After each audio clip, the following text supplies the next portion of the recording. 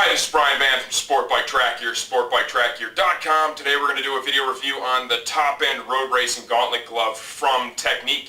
This is their Speedstar glove. They like to refer to this as their world glove. The reason behind that is they're bringing materials from all over the world and assembling at the factory in China to get the Speedstar. First, all the tan you see here is kangaroo from Australia.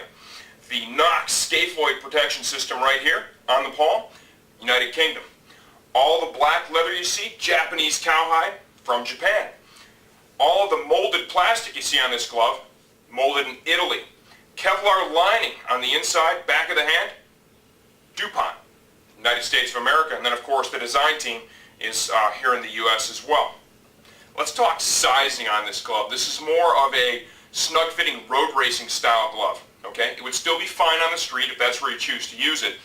But in terms of the fit, these run a bit small. We find for most that if you're in common size gloves, a large, let's go ahead and step you up one size to the extra large.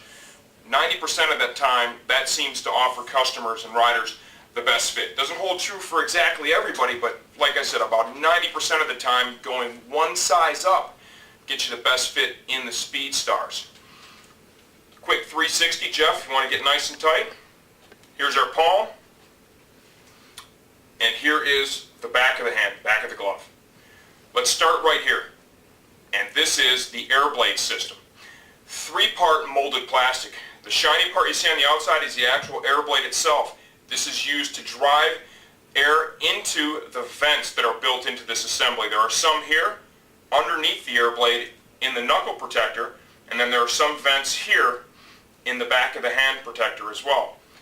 Tighten up right here, Jeff. What I want to show the people is when you make a fist, the forwardmost part of the knuckle protector is able to slide inside the rearward part of the actual back of the hand protector, okay?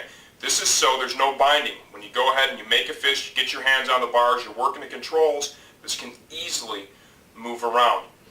Molded plastic, it's certainly got a lot of flexibility to it, a lot of protection. This will protect the back of the hand and the knuckles while bringing air into the glove.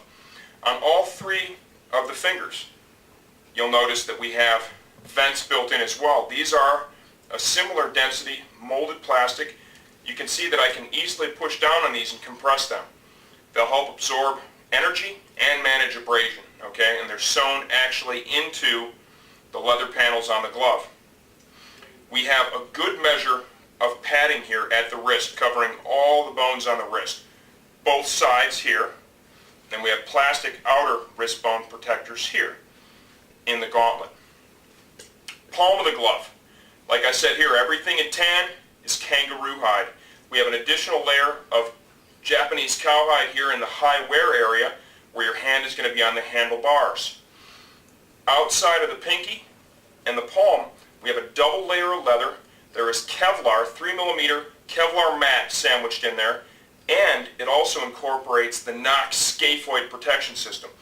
When you look at these, I want you to think knee pucks for your hands. The idea is the coefficient of friction offered by these as compared to, say, the leather itself, these slide much easier, less coefficient of friction, okay? And what happens when you fall is most people want to put their hands out instinctively to brace themselves, okay? With a standard glove, it can grip. And what that does, it kind of stops, okay, and it's going to load up your arm, your wrist, and it's also going to really call upon the seams in the glove and the hide in the glove because there's going to be a massive energy transfer very quickly, okay? By having the scaphoid protectors in place, these just kind of hit and slide real easy. The hard plastic slides on the pavement very easily, so what happens, you have far less, if any, significant energy transfer up into your arm or your wrist, and it also makes managing the load of the impact a lot easier on the glove because it's not pulling as hard here, okay? It just slides, glides along. It's an excellent concept from Knox. They become basically invisible when you're riding, when they're in the glove. You really don't notice them on the handlebars or anything. Great concept, flawless execution here by Teknic in these Speedstar gloves. You'll notice that in the palm they have an additional leather panel that extends, covering the inner portion of the wrist, a little additional impact and abrasion resistance right there. It has a double closure there is the wrist closure, and here is our gauntlet right here. And you'll see this is kind of a multi-piece gauntlet, right? This is all Japanese cowhide with our wrist protectors sewn in, and we have kind of a Cordura panel here underneath. Remember, all the abrasion resistance is handled here, and the Cordura is basically sewn in place so that they have something to attach this to so it can float like this. Just increases the comfort. You can see how easily I can manipulate my wrist. This is a nice glove. It sells at a very affordable price point for a glove that offers this kind of technology. This has been a great seller for us for the last few seasons. This is the Teknic Speedstar glove from sportbiketrackgear.com.